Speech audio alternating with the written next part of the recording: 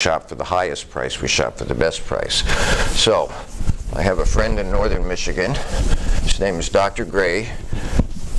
He's a dermatologist, he's a skin doctor, and he's got an office and he's got a network that's so old Radio Shack put coaxial cables in it, and we're up to Cat 5 cable. So he's 45 miles away, he calls me up, he says, any chance you can come and redo my network? Sure, I'll be out and take a look at it. So I go out, and no one in northern Michigan has flat roofs because you get 250 inches of snow. He's got a building with flat roofs. And in order not to collapse the roofs, he's got steel girders like this, every 16 inches on center. That's just a carpentry thing. Okay, and it's steel. And so I go up in the attic and I look at that, and if this is the top of the attic and then here's the roof, I have about this much room, and I have to crawl over these metal beams, and there's only 16 inches, so I'm laying over 2 or 3, and I'm pulling wire, and then I have to lay, and I'm all bruised by the time I get home. I haven't even pulled all the wire. So I call Michael Lloyd.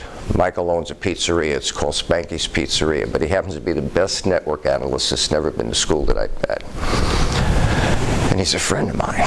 I say, Michael, any chance you can go over to Sheboygan with me? I need to pull wire, and then I need to fish down Cat 5 cable at Dr. Gray's building. He says, yeah, I can get someone to watch my shop. He says, by the way, how much are you going to pay me? I said, would $30 an hour be okay? Hello, Michael, are you still there? Michael says, how can you afford to pay me? I said, well, don't get upset with me. There's 6 qualified techs, and I charge the least. I said, I get $75 an hour.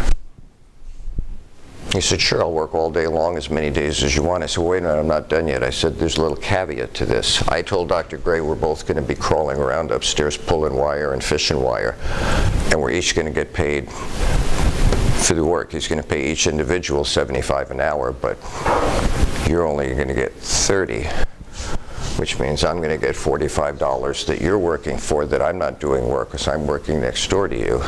So I'm going to end up getting $120 an hour.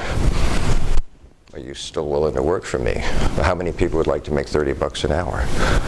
He said, sure. We call that a sweetheart deal. Now what Michael didn't know is I'd have paid Michael $45 an hour. I'd have paid Michael $75 an hour. I needed Michael. Most of us need cash, right? Michael didn't have property. I had the property. I had the property in this case now is a client. He called me. He's my client. I'd have paid Michael $75 an hour. Now for 2 reasons. I'm explaining how this works to you people. Number 1, Michael's the best I knew of, and number 2, I didn't want him in competition. Give him enough money and he won't compete with me because I'm making sure that he's well taken care of. Everybody get that? Okay. That's how it works, people. Well, if it's so simple to work, the question is, why do 9 out of 10 businesses fail that work the formula the right way? Anybody know? 9 out of 10 businesses fail. Say what? No, not debt. Well, some fail because of debt, but they overextend, but that's not at the heart of it. Go ahead. No, they do it right. Most people do it right. Go ahead. Competition? Those are all factors, but most of them, when they start out, they understand the formula, and so they make profit. They make money. Here, let me put it in different. Do I have any country people or farm people? Okay, let's say I have a 40-acre farm, and the weather's always in my favor, so I produce a harvest. Okay, here's my harvest. Now, how much seed from this harvest do I have to save in order to produce another 40 acres of harvest next season? Well, that's a rhetorical question. I need 40 acres of seed. I don't know how much seed that is in numbers, but I need 40 acres worth of seed, and I'm going to have seed left over. Okay, so a couple of years, I get my harvest, and then I decide I want to grow my business or my field to 80 acres, but I'm still working first with a 40-acre harvest. So how much seed from a 40-acre harvest do I have to save in order to plant 80 acres? 80 acres worth of seed. And that's successful, so then I decide I want to do 160 acres, et cetera, et cetera. So I have to have enough seed left aside from the previous harvest in order to increase my business. The reason most businesses fail is not because they're not successful, it's because, I'll do it in your terms, it's because they eat their seed. It's your seed, the entitlement, conception, and justice. Wow, I can buy an 80-inch TV. Wow, I can buy that car I always wanted. Wow, I can get into a really nice apartment or maybe buy a house. There's nothing wrong with it. It's your seed. You worked hard for it. It belongs to you. The entitlement, conception, of justice. Get all you can all you get, and sit on you can. Right? But if you eat all your seed, do you need this? Are you sure? Oh. I'm in a generous mood, giving out A's, giving out A's, giving out A's. But if you eat all your seed, I didn't ask, I just took her word for it. Okay. You can't grow your business, and that's why most businesses fail. I had a young lady one day when I was, did any of you own a business? I just increased your business. I tried it, but it's not really good, so.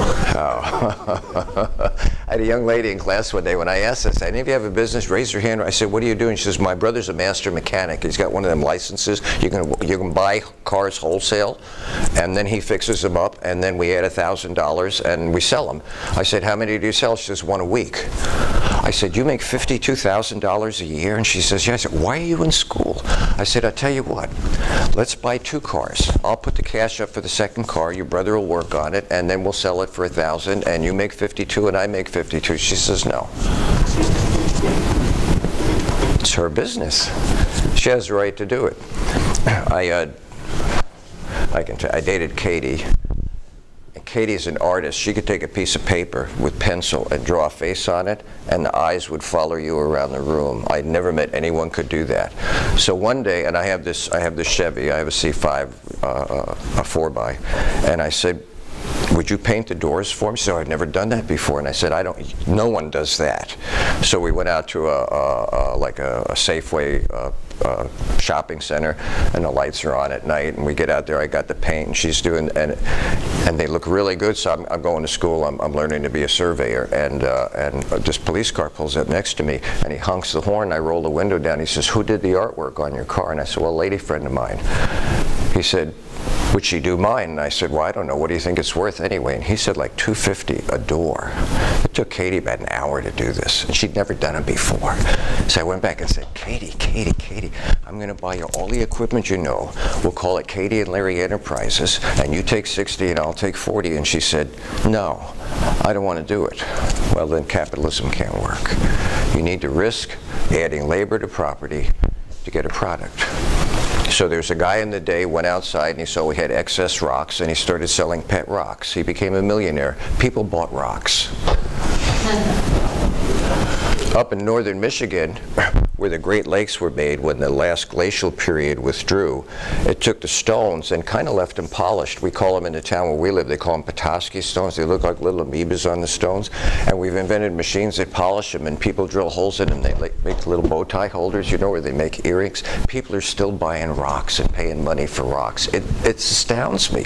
Some guy you saw commercials years ago, he was saying he can't breathe, so he's putting stuff up his nose. He's got Q-tips, and it's not. And finally he figures out the answer's not inside his nose, it's outside his nose, and he invents breathing strips. He's a millionaire. I have 4 ideas that are $1 million ideas. I'm not interested in spending the time on it. I had one young man from China in class. He wrote 2 of them down. He knows someone like Hua, the guy in China who owns the equivalent to Amazon. He says, I'm going back home, I'm making me some money.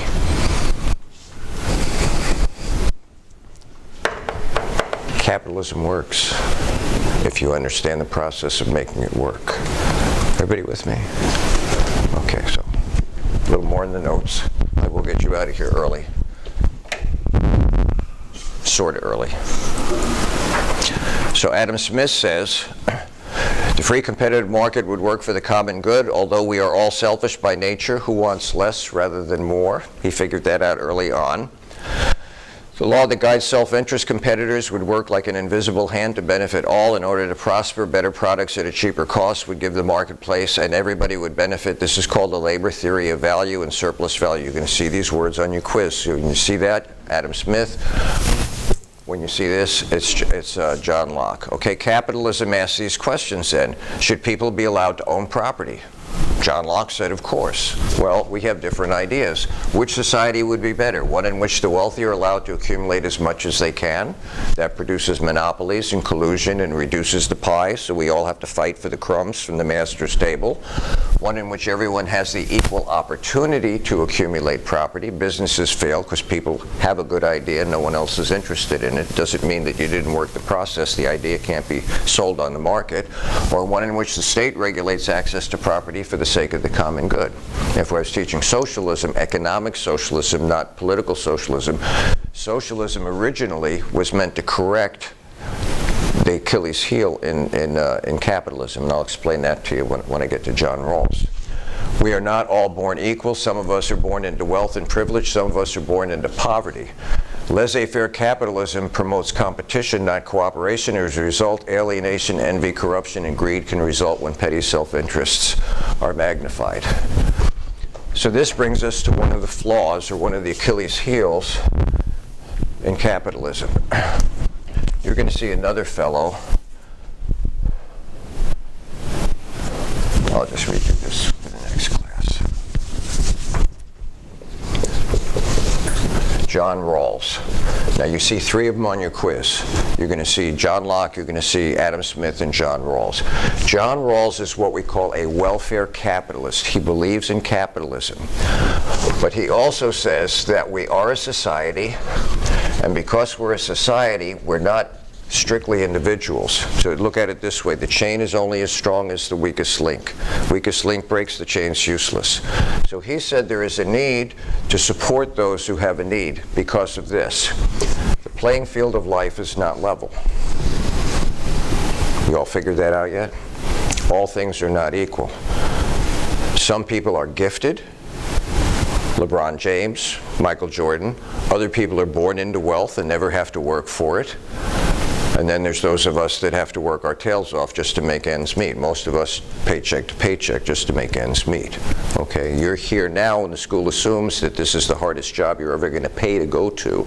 And if you work hard at it and gird yourself, you'll be able to go out and make a good living for yourself, and then you don't have to go paycheck to paycheck. So Rawls is right. We don't live on a level playing field. How do we deal with that?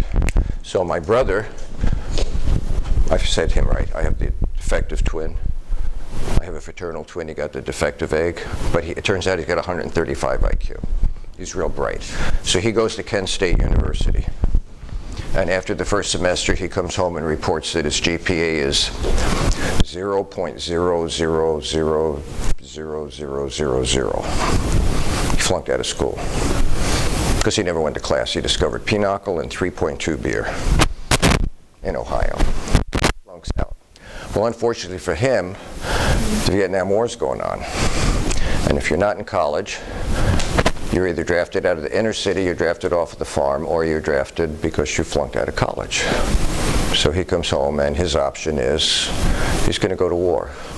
Well, he had four choices. He could join the Air Force, he could join the Army, he could join the Marines, or he could join the Navy. They kind of left the Coast Guard over here. You could join the Coast Guard and it would still keep you out of service. But so my father says, what are you going to do? Now, the defective egg is the darling of the family, although he flunks out of school, 135 IQ. He says, well, I'm going to go down to the Air Force recruiter and see if I can sign up because they fight a distant war. So he goes down and he comes back. My father said, how'd it go? And he says, they have their quota. So every month, each branch had to find a certain number of people to fill the military need. He says, what are you going to do? He said, I guess I'm going to go down to the recruiting station and just get drafted. Now, when you get drafted, they line you up on the day you show up, and you line up in rows, and someone goes 1, 2, 3, 4.